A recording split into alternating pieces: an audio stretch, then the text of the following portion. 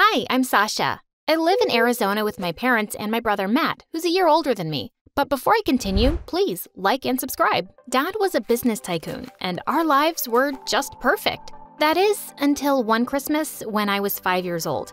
Dad had invited the whole neighborhood for dinner, and the house was buzzing with excitement. We were all busy with the preps when suddenly Dad cried out, "Matt, that tree's fallen! Catch it before it breaks my glass table!" Matt ran to the tree and caught it just in time, but he couldn't hold it any longer than a few seconds. I dived forward and caught the tree, holding it up easily.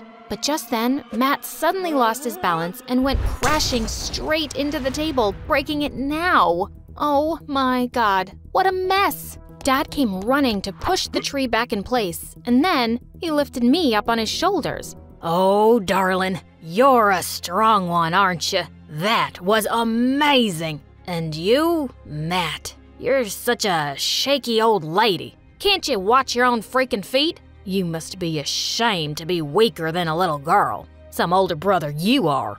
Matt turned red, burst into tears, and left the room. And from that day on, Dad kept singing praises about how strong and tough I was. And Matt just hated me. He built a huge Lego wall between our beds so he wouldn't even see me. Once, I broke the wall by accident, and he immediately shot me using his plastic toy gun. Its bullets hurt my butt so bad, I couldn't sit on it for 2 weeks. One day at school, I noticed Matt wasn't in the cafeteria for lunch, and I went looking for him when suddenly, I spotted a crowd surrounding him outside the boys' restroom. "Are you gonna take all day, Maddie? It's so simple. Just use your tongue and lick the doors clean. I want to see my reflection in it when I come back. Come on." Matt looked close to tears, and I felt so mad. "What do you think you're doing to my brother? Get away from him!" "Or you'll do what, little girl?" "I'll hit you so hard, it'll make your ancestors dizzy." As the boys laughed, I punched one of them and sent him flying.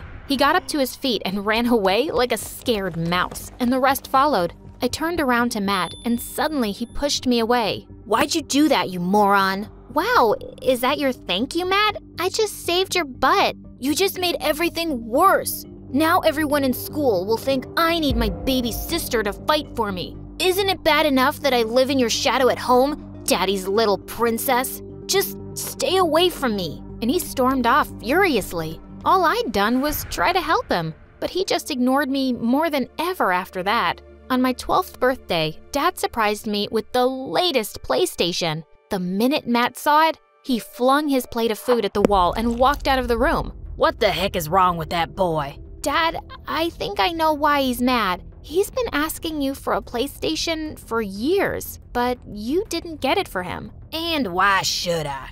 I got him Iron Man and Spider-Man figures on his birthday, and what did he learn from them? Nothing. He's just a weak, lazy couch potato staying locked up in his room. No, you deserve this. He doesn't." I felt bad for Matt, but my birthday gift was something new and exciting for me. I placed it in my room, and after dinner, when I went back, it wasn't there. Just then, I saw Matt passing by my room with a wicked smile. I knew he'd done something. I ran out and jumped on him, knocking him down. "Where's my PlayStation, Matt? I know you took it from me. Give me back my gift." "I will, if you give me some answers. Why do you spoil everything for me? Why did you get what I asked for? And why's Dad crazy about you? I just can't sit and watch all this." "But it's not my fault, Matt.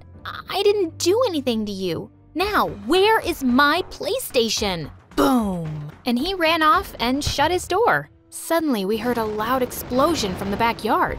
We all looked out the window, and it was my new PlayStation. Matt set fire to it? I cried my eyes out, and the next day, my parents got me another PlayStation and a cute kitty, who I named Kit Kat. I adored her, and I spent the whole summer playing video games. I was obsessed with this whole new world. I even discovered that by being a gamer on YouTube, you can earn big money. That was amazing. I started off with a simple game, and things were going better than I expected.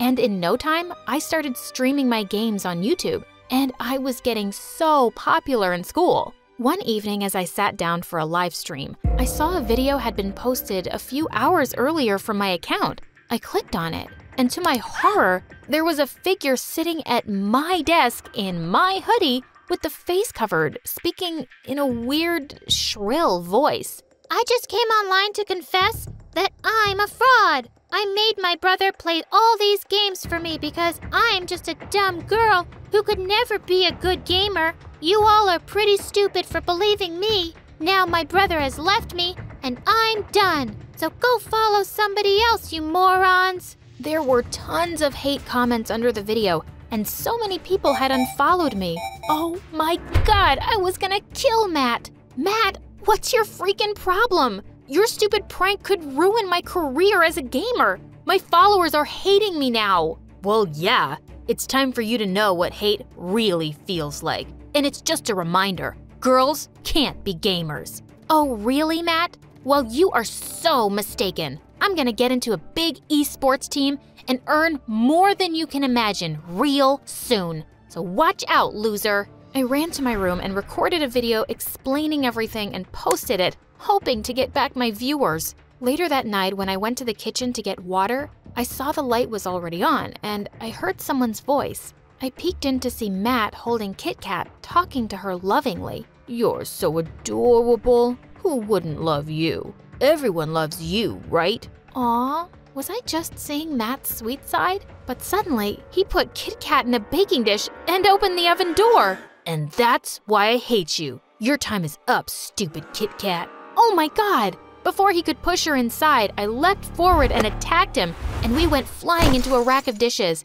Everything came crashing to the ground, and my parents came running at the noise. Mom, Dad, Matt has lost it. He nearly baked poor Kit Kat. I always knew something was off about this boy. You better behave or I'll send you to an asylum. Matt left the room quietly, and I just knew this wasn't the end of it. The next night, when I was fast asleep, someone pulled me off the bed from my legs. I opened my eyes in horror to see Matt standing near me with a knife in his hand. OMG, I thought he wanted to kill me.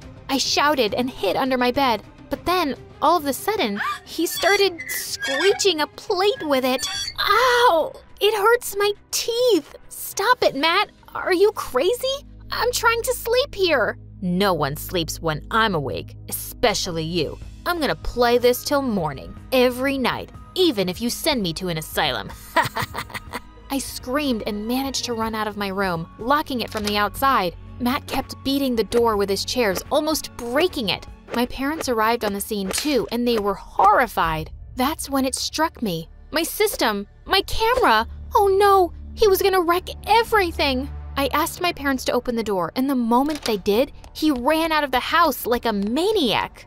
Gosh, he didn't come back all night, and we were all so worried about him. The next day I went to school alone, and when I got back, there was a note stuck on the door from my parents. Sasha, we've left for Chicago. Grandma had a terrible accident. Tell us when your brother returns. We will be back tomorrow. What the what? So they'd left me alone?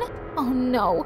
How was I gonna deal with Matt if he came back? You're strong, Sasha. Why should you be afraid of him? And it's just a day. You'll be fine. The whole day went by, and Matt didn't come at all. The next morning, I heard someone at the front door.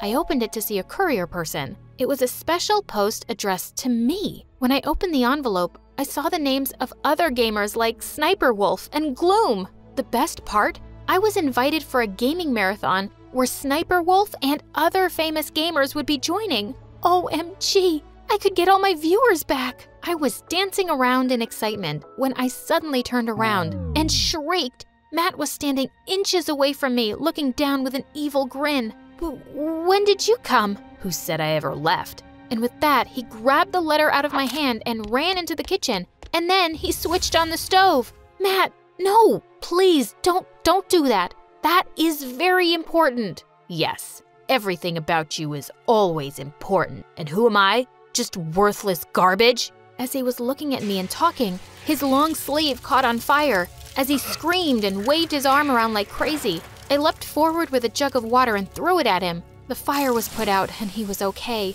Oh my God. Thanks. No, don't smile at me. You just saved me from the fire and I'm thankful for that, but I still hate you. And he just walked away. Mom and Dad arrived later that night and were shocked to see Matt so quiet in his room. Weeks passed and still, Matt never talked to me. But at least he didn't do anything to hurt me either. A few days later, our school was celebrating World Children's Day, and the chief guest was talking about how we were all lucky to have the love of families, unlike many children. Just then, Matt got up and shouted at the top of his voice, "Lucky? I wish I was an orphan. Families don't give love or happiness. All my life, they've given me only disappointment and tears. Families suck, and you suck for giving this stupid speech." The teachers immediately dragged him out of the auditorium, but I couldn't help thinking about his words. Matt wished he was an orphan? I suddenly felt like the most terrible sister. We'd all ignored Matt's cries for help and attention too long. Later that evening, I went to my parents to talk to them about Matt's outburst. Mom started to cry, but Dad, he got really mad. "That stupid boy said we made him miserable? What does he want, huh? He has everything. He lives under my roof and eats 10 times a day. He's just a spoiled, whiny, weak little—" Dad, stop it! Do you think that's all he needs? A place to stay and food? You've never given him love or respect. All you've done is make him hate me and hate himself. You've made him this crazy, Dad, and you should apologize to him. And we should get him to therapy. "I'm doing nothing of the sort, and therapy is for the weak." Suddenly, Mom rose up from her seat. "That's enough. I kept telling you all those years to be kinder to Matt, but you didn't listen then, and you're being a jerk now. If you can't own up to your mistakes, you're the one who's weak and stupid." "You want to pamper that little baby? Go ahead. I'm leaving." Suddenly, Matt barged in. "You can leave, Dad. That would make me happy. You've ruined my life, and I won't let you do that anymore. I want to change. I know I'm a good person, and I want to say that I'm sorry for all the hurt I caused Sasha and Mom. I'm really sorry, and I just want to fix everything." Mom and I hugged Matt and said sorry to him for all the hurt we'd caused him as a family. I'm so proud of you, Matt. Asking for help and deciding to make a change needs a lot of courage. I love you. I love you too.